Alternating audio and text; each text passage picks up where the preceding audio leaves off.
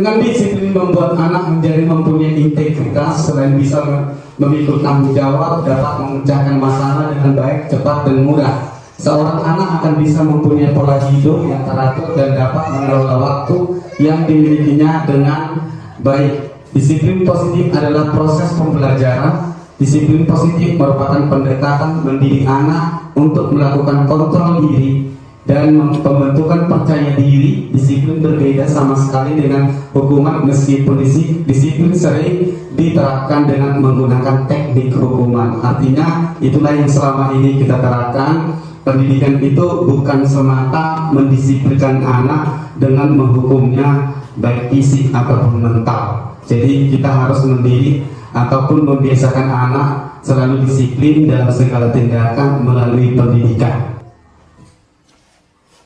Motivasi perilaku manusia. Tujuan motivasi adalah untuk menggerakkan atau menggugah seseorang agar secara sadar dan sengaja timbul keinginan dan kemampuan untuk melakukan sesuatu hingga dapat memperoleh hasil dan mencapai tujuan yang diinginkan. Dalam diri manusia itu selalu ada motivasi. Motivasi intrinsik, artinya ada dua motivasi yang timbul dalam diri manusia.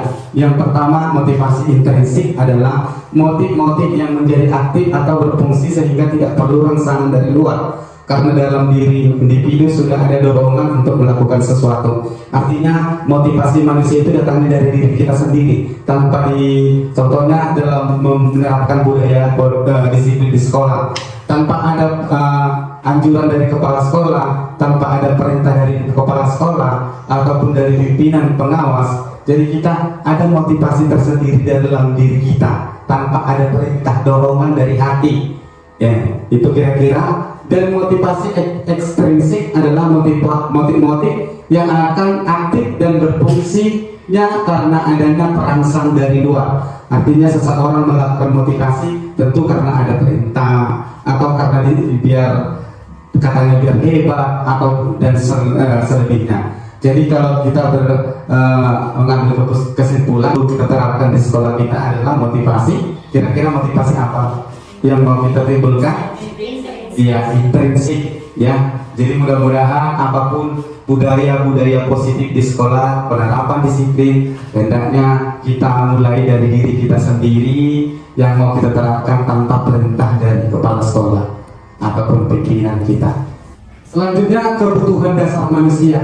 Kebutuhan dasar manusia adalah segala sesuatu yang kita lakukan untuk mendapatkan apa yang kita harapkan atau kita inginkan. Kebutuhan dasar manusia bertujuan untuk mempertahankan kehidupan dan kesehatannya. Ada 5 kebutuhan dasar manusia, yaitu kebutuhan bertahan hidup atau kebutuhan yang bersifat fisiologis. 2, kebutuhan kasih sayang dan rasa diterima. Yang ketiga, penguasaan atau kebutuhan pengakuan atas kemampuan. 4, kebebasan atau kebutuhan akan pilihan. 5, kesenangan atau kebutuhan untuk merasa senang. Kenapa seperti itu diterapkan di pembelajaran kita? Inilah yang harus kita ketahui dalam diri murid kita. Jadi kita harus tahu kebutuhan dasar apa sebenarnya yang diinginkan murid kepada gurunya. Karena sesuatu apa yang dikerjakan oleh murid tentu ada dasarnya. Terkadang kita buat contoh kenapa anak-anak bisa tidur. Kita kadang tidak pernah menanyakan kenapa dia tidur. Tentu anak yang suka tidur di belakang tentu punya alasan. Di sini kan mau dijelaskan apa kebutuhannya, kebutuhan manusia. Nanti kita paparkan di slide berikutnya. Kebutuhan bertahan hidup. Inilah yang perlu kita ketahui di dalam diri murid kita, sehingga kita tahu apa langkah yang mau kita ambil untuk menerapkan budaya positif di dalam diri murid. Yang pertama tadi kebutuhan bertahan hidup. Kebutuhan bertahan hidup adalah kebutuhan yang bersifat fisiologis untuk bertahan hidup, misalnya kesehatan, rumah, dan makan, dan sebagainya. Artinya kadang anak lemas atau bagaimanapun sehingga dia tidak bergairah dalam mengikuti pembelajaran. Tentu kita tidak tahu apakah dia karena tidak makan di rumah, apakah dia karena kesehatannya terganggu. Ya, jadi saya rasa di sekolah kita ini udah kita pakai ini ya Bu. Ya, luar biasa karena di sekolah kita juga sudah memakai kebutuhan bertahan hidup dan mengetahui bagaimana anak-anak kita di dalam proses pembelajarannya. Yang kedua, kasih sayang dan rasa diterima, kebutuhan untuk diterima.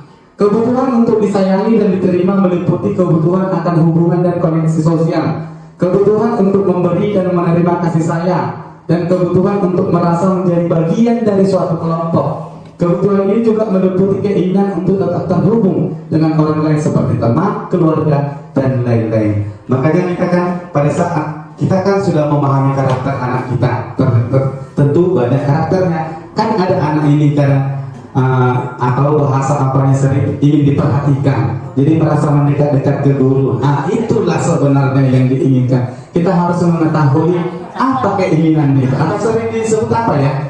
Iya, kata, cari perhatian dia. Tetapi kadang guru kan tidak peduli, tetapi itu sangat mendukung.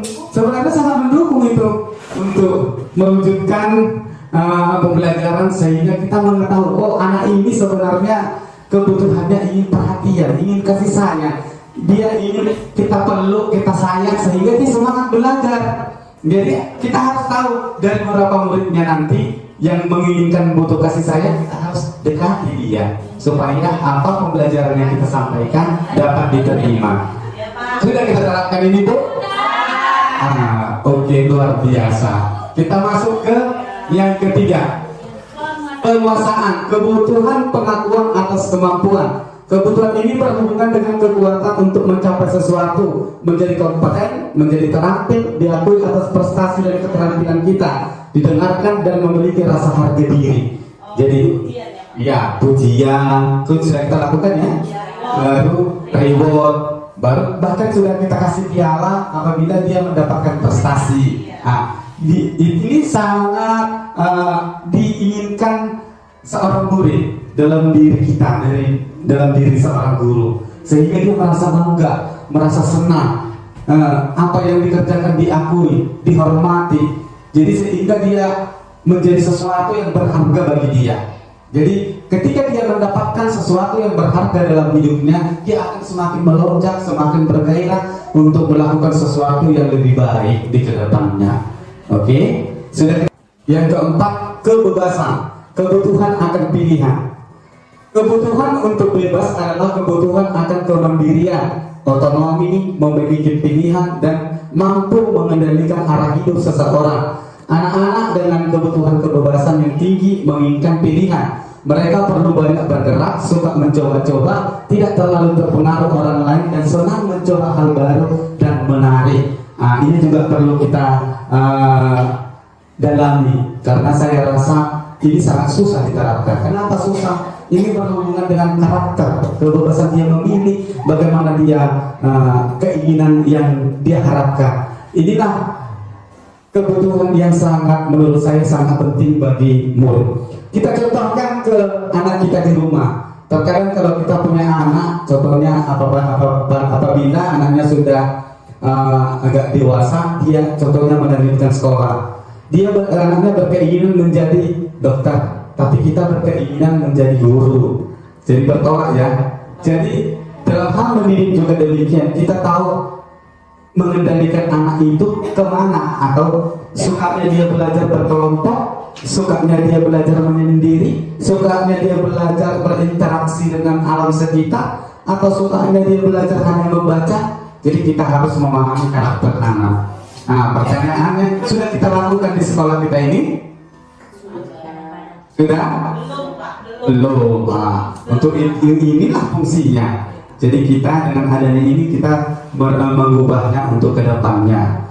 Selanjutnya 5, kesenangan, kebutuhan untuk merasa senang.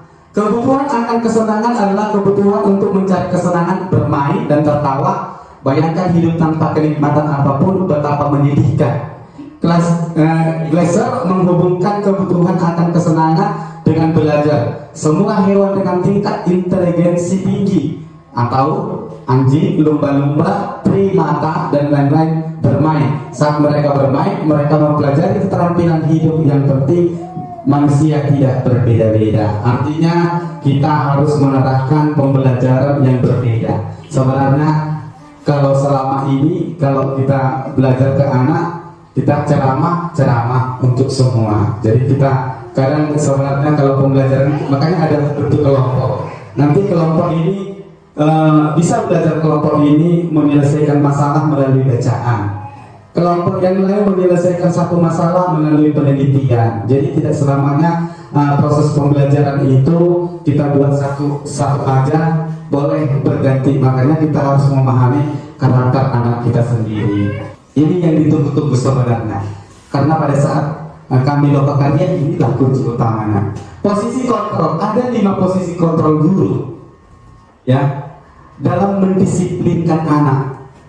5 posisi kontrol. Kita harus nanti memilah satu persatu di manakah posisi yang pernah saya lakukan. Yang pertama penghukum, 2 pembuat rasa bersalah, yang ketiga teman, keempat pemantau, dan yang kelima sebagai manajer atau manajer. Ya, inilah posisi kontrol yang harus kita gali dalam diri kita. Tidak usah malu. Saya juga pernah mengatakan yang paling saya tekankan pada saat saya diskusi baik dalam kolaborasi melalui room dan juga pada saat pertemuan di lokakarya, saya selalu menempatkan diri saya di nomor 2, membuat rasa bersalah. Kenapa? Karena menurut saya pada waktu itu ketika anak sudah mengetahui salahnya, dia akan berubah.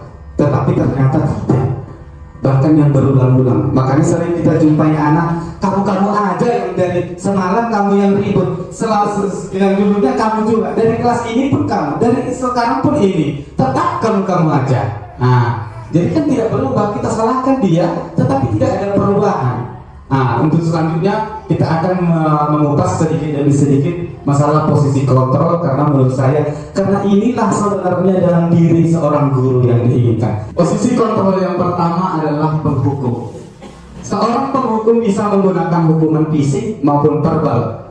Orang yang menjalankan posisi penghukum senantiasa mengatakan bahwa sekolah memerlukan sistem atau alat yang dapat lebih menekan murid-murid dalam bentuk hukuman untuk menyelesaikan masalah. Nah, kita nggak usah menyembunyikan apa yang pernah kita lakukan. Itulah namanya sebenarnya, nanti ada yang sebelumnya namanya refleksi, karena manusia itu tidak luput dari kesalahan. Jadi kita nggak apa-apa mengakui apa yang pernah kita lakukan. Sering anak-anak bermasalah kita melakukan hukuman dengan membentak juga udah menghukum namanya itu, namanya merusak mental anak. Nah, jadi jangankan fisik, mentalnya aja tidak boleh dihukum, karena kalau di jangka panjang yang ditakutkan penghukum ini biasanya cenderung anak ini akan menimbulkan sakit hati, atau bahkan bisa nanti dia mendendam dia, karena kita sudah menghukum dia. Apa yang kita kerjakan, apa yang dilakukan, kesalahan apa yang dibuat, sedang kita hukum dia. Nah, saya rasa di sini tidak ada. Kalaupun ada, hukuman-hukuman hanya ringan yang kita anggap menghukumnya untuk mendidik. Karena kita lihat di daerah-daerah sana banyak yang sampai melukai, kan Bu. Tapi di sini tidak pernah seperti itu. Jadi menghukum itu tidak diperkenankan dalam dunia pendidikan, terutama kurikulum merdeka. Yang kedua, pembuat merasa bersalah. Posisi ini biasanya guru akan berusaha bersuara lebih lembut. Pembuat rasa bersalah akan menggunakan keheningan yang membuat orang lain merasa tidak nyaman, bersalah atau rendah diri. Nah, pembuat rasa bersalah biasanya tidak kuat suaranya, pelan, tapi selalu menekankan dia yang salah. Nah, contoh anak terlambat, menyalahkan. Kenapa kau terlambat? Gini, saya ke kemalaman tidur. Itu salah kamu. Kita tidak mendalami kenapa dia lama tidur.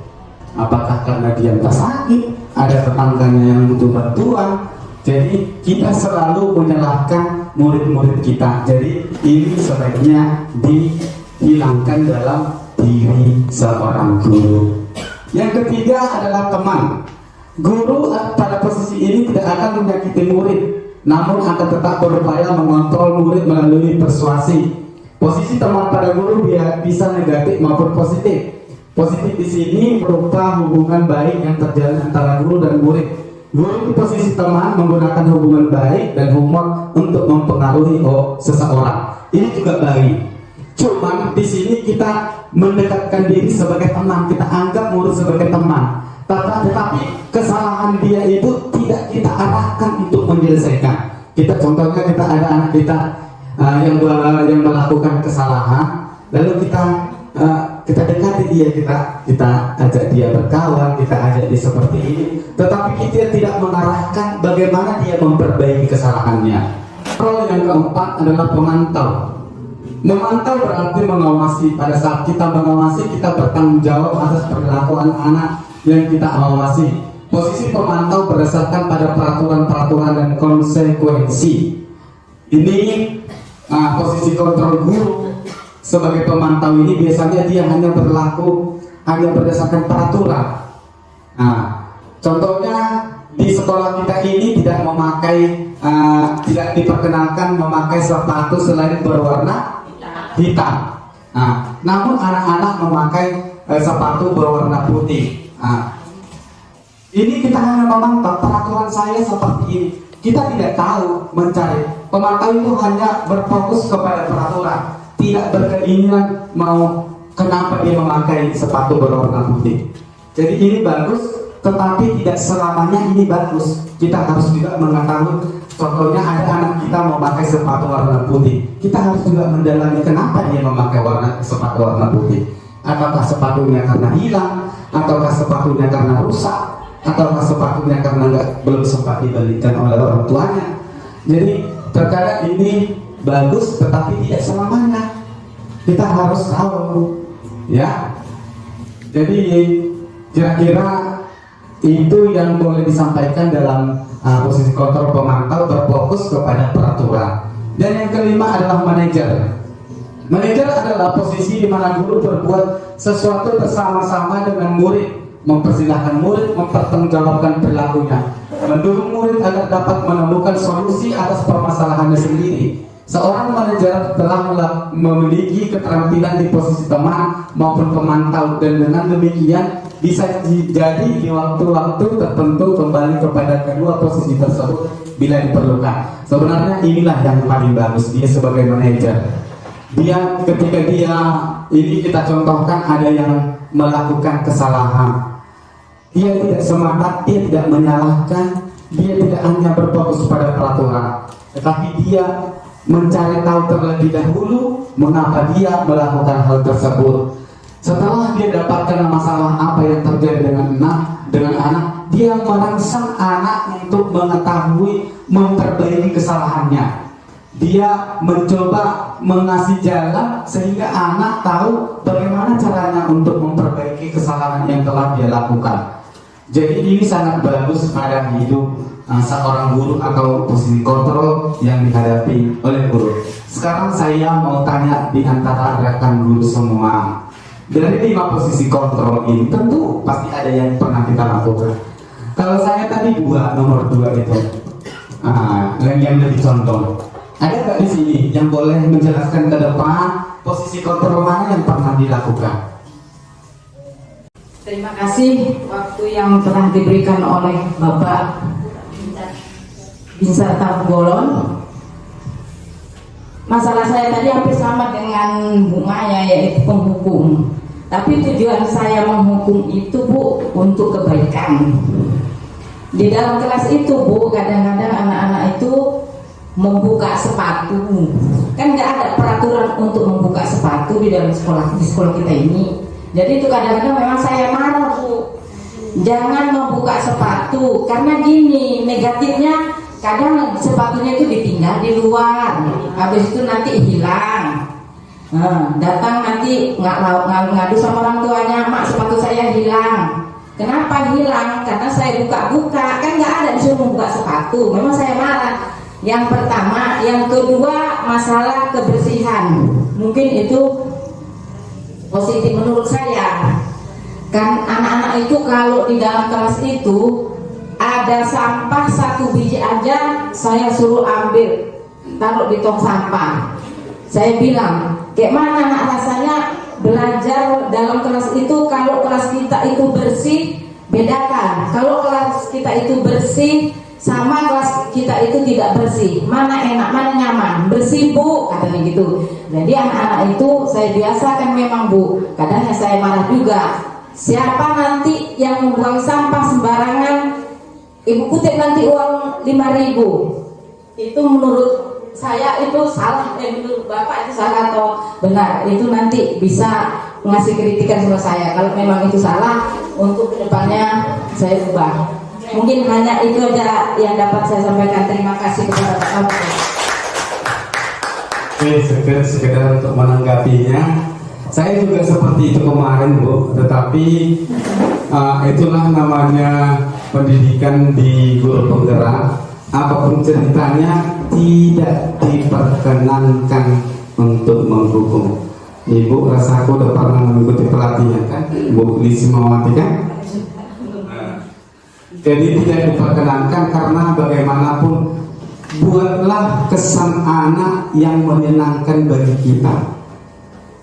Karena memang terkadang kita ingin anak, siapapun gurunya pasti berkeinginan tujuannya bagaimana anak ini supaya dia menjadi orang yang sukses nanti di kedepannya. Tetapi kita tidak boleh seperti itu dalam dunia pendidikan IKN. Tidak diperkenankan merusak mental anak sekecil apapun masalahnya. Nanti dia ada kesannya ke kita bahwa kita itu orang yang kejam. Jadi alangkah indahnya ketika murid mengatakan guru saya nggak datang. Nggak datang. Akhirnya dia merasa sedih. Kalau gurih nggak datang, gurih nggak datang.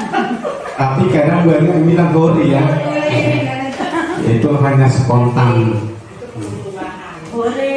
Jadi ini hanya untuk bagaimana untuk selanjutnya. Karena posisi penghukum pernah kejadiannya di salah satu berpengalaman kami masalah penghukum ini. Orang tuanya mengatakan nggak apa-apa, hukum sedikit nggak apa-apa. Tapi di luar daripada pihak ketiga yang memposting kelakuan dia hanya sekedar, tapi ada di posting seolah-olah dia keras membuatnya. Akhirnya dia diproses polisi. Jadi siapapun yang melaporkan, bukan harus keluarga yang melakukan hukuman fisik ataupun mental, pasti kita kena. Jadi untuk itu melalui apa ini istilah kita untuk ada perubahan ke depannya. Jadi itu yang boleh masalah posisi kontrol. Dan selanjutnya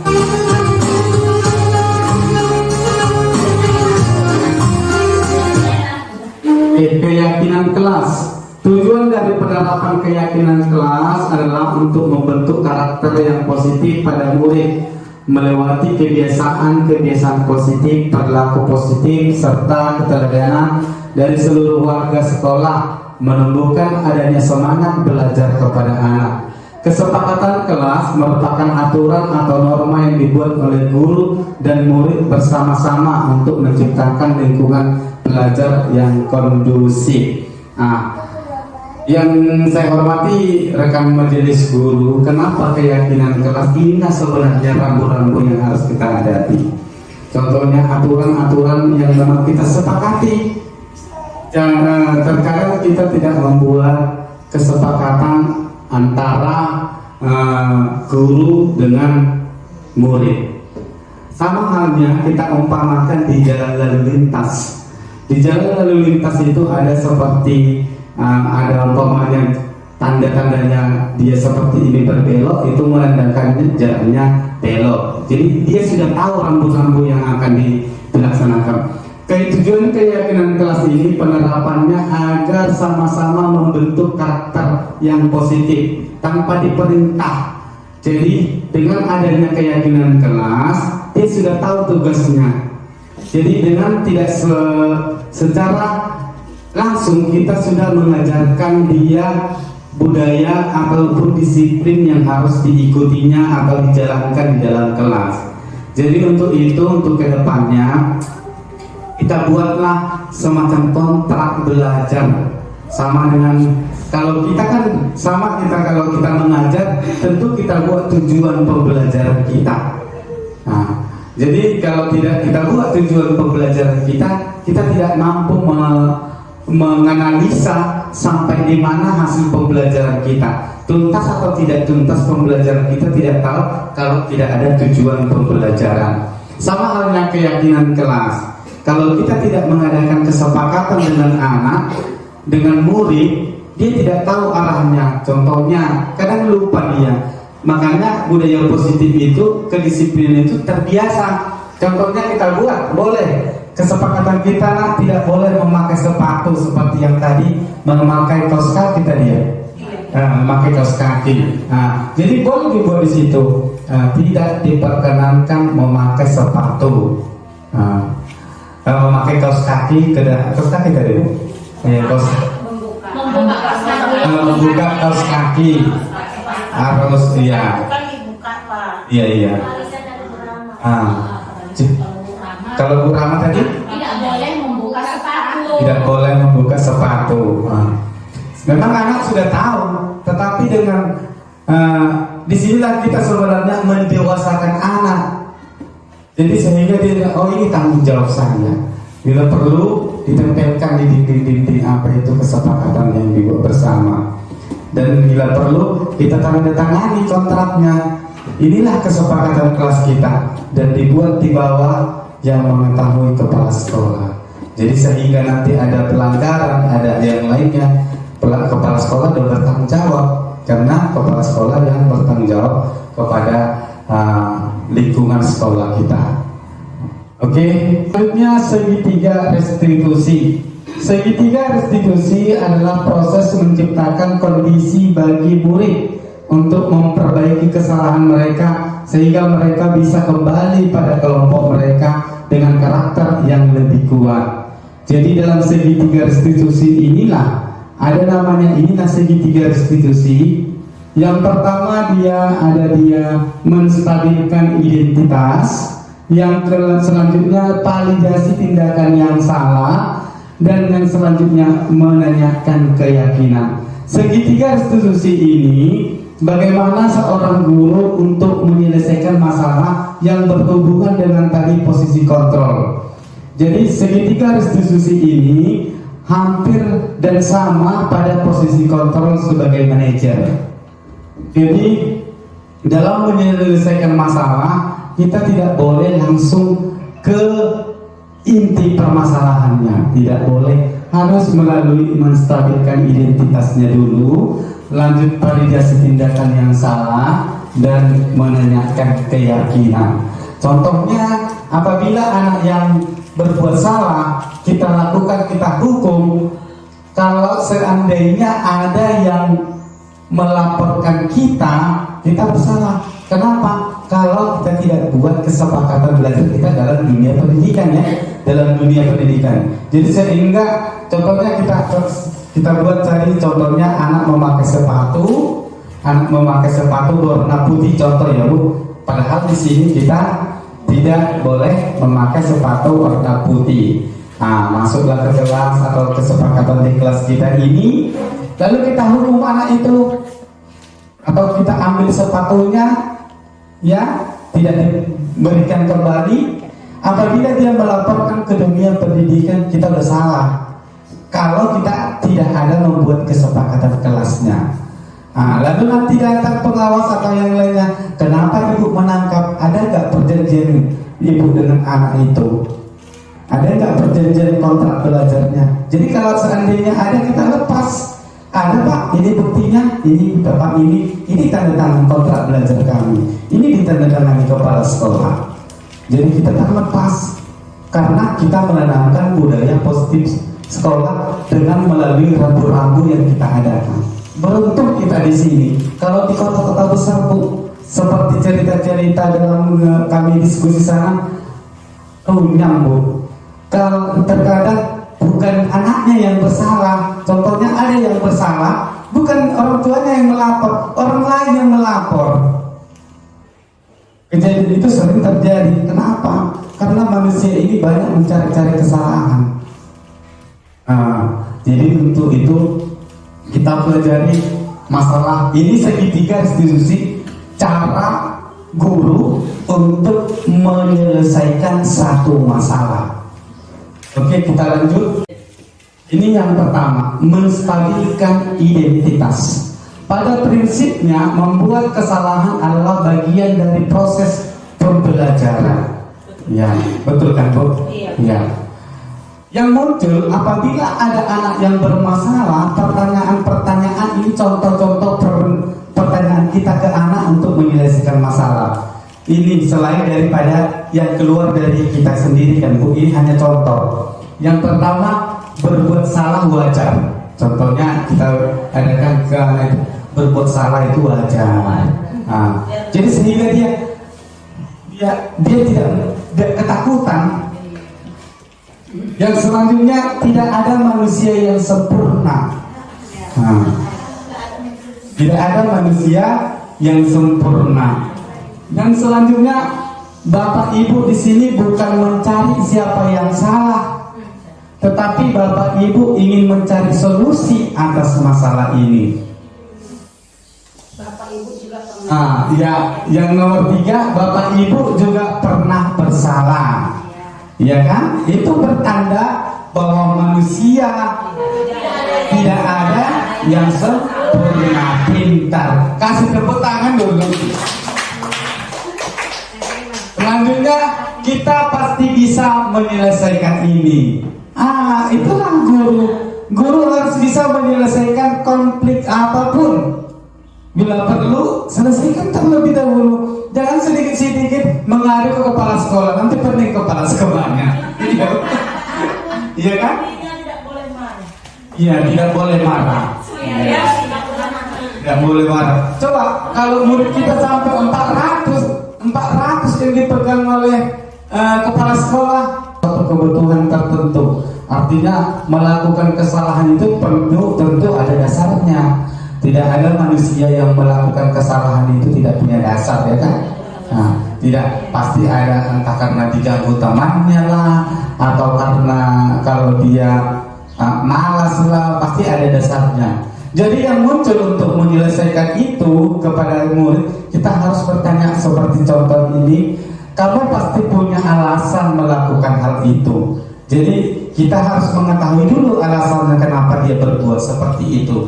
Jadi kita tidak semata hanya langsung membentak, marah. Tentu dia punya alasan. Lalu yang ketiga, yang selanjutnya, padahal kamu bisa melakukan hal yang lebih buruk lagi dari saat ini ya. Nah, bahkan kita tantang dia untuk lebih dari situ bisa diperbuatnya sebagai manusia. Tapi dia tidak melakukan hal yang lebih buruk dari yang pernah yang dilakukannya. Tetapi berarti dia masih ada kesadarannya. Nah, berarti orang yang melakukan kesalahan atau permasalahan terkadang karena tidak ada sesuatu yang bisa dicapai, ataupun dia sering diganggu lah, atau dikerjain atau tidak sesuai dengan keinginannya. Lalu yang selanjutnya, kamu melakukannya karena sesuatu yang penting bagimu. Contohnya, kenapa anak permasalahannya dia ngantuk di sekolah. Permasalahannya kenapa? Karena dia lama tidur. Karena apa? Karena dia main game. Tentu punya alasan dia. Lalu kamu melakukannya karena sesuatu yang penting. Karena menurut dia penting main game itu, makanya dia melakukannya. Nah, ini yang timbul kan keyakinan. Disinilah menyelesaikannya. Di sini tadi pada dasarnya teori kontrol dapat membuat untuk termotivasi secara internal. Di sini pertanyaan yang sering muncul, apa yang telah kita sepakati di kelas? Nah, kan kalau kita tidak membuat kesepakatan di kelas, apa rambu-rambu kita untuk menekan kesalahan ke anak? Kalau anaknya bijak luar biasa, loh apa ibu buat? Kita nggak ada kok kesepakatan kelasnya, apa salah seperti itu ya bu? Mencoret, contohnya kita buat kasusnya mencoret buku anak. Nah, nanti dia kita marahi dia, loh salah seperti itu ya bu, mencoret buku anak. Kalaupun dia mengetahui kesalahan itu, dia dasarnya datangnya dari diri dia sendiri, bukan dari kita. Jadi yang selanjutnya, apa nilai-nilai kebajikan yang telah kita sepakati? Tentu mempunyai nilai kebajikan segala sesuatunya. Contohnya tidak berbohong, nilai kebajikannya adalah jujur. Orang sering terlambat tidak boleh terlambat masuk sekolah, artinya nilai kebajikannya adalah disiplin. Lalu selanjutnya, apa bayangan kita tentang kelas yang ideal? Tanyakan ke anak. Jadi nak, menurutmu apa kira-kira ya keinginan kita di kelasnya? Saya seperti inilah bu, seperti ini timbul dalam diri anak tersebut. Dan yang terakhir, kamu mau menjadi orang yang seperti apa? Setelah timbul itu, muncullah, masuklah kita ke posisi kontrol yang tadi, menyelesaikan masalah tadi. Setelah kita untuk yang ketiga tadi, masuk kita ke posisi kontrol sebagai manajer tadi. Baru kita arahkanlah anak yang punya kesalahan itu supaya dia menemukan kebenaran apa sebenarnya yang terjadi pada diri dia sendiri.